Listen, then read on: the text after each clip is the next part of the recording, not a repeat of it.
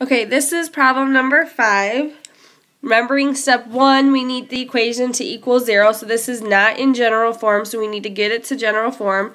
So the first thing we need to do is we need to get this negative 80 to the other side. And since it's a negative 80, to undo that we need to add 80 to both sides. Because negative 80 plus 80 equals 0, which is what we want. And then on the left we have b squared plus 20b plus 80. So that's step 1. Step 2 is to list our coefficients, our a, b, and c. Our a, we know, is in front of the b squared, so that's 1. Our b is in front of the b, so that's 20. And our c is the constant at the end, and that's 80. So we have a, b, and c listed, and now we just plug them into the quadratic formula. So saying this in your head as you write it down, negative b plus or minus the square root of b squared minus 4ac all over 2a.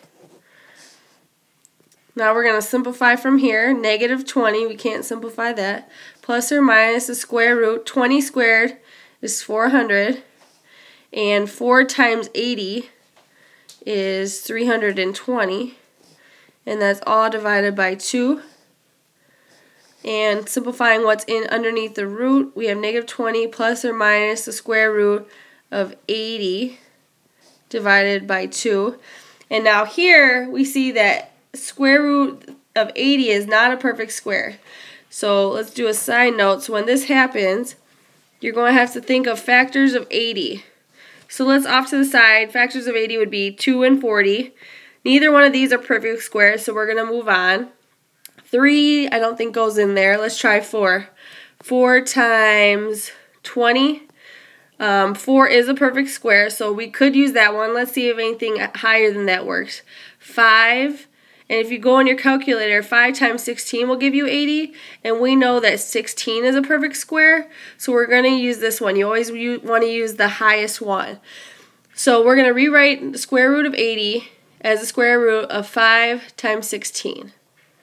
Now, the rule says that we could split this up into be square root of 5 times the square root of 16. We can simplify the square root of 16 as 4, right? That equals 4.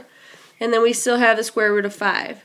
So the square root of 80 will simplify to being 4 times the square root of 5. So back over in the green, we're going to continue, and where the square root of 80 is, I'm going to write 4 times root 5. So we have negative 20 plus or minus 4 times square root of 5, all divided by 2. Now when you get here, we're going to split this up into 2 fractions. Negative 20 divided by 2, and then 4 square root of 5 divided by 2. So negative 20 divided by 2, and then the plus or minus will split that up. And then 4 root 5 divided by 2. And we know that negative 20 divided by 2 is negative 10. And we could simplify 4 times root 5 divided by 2 as 2 root 5. So these will give us our 2 zeros, our 2 roots for this equation.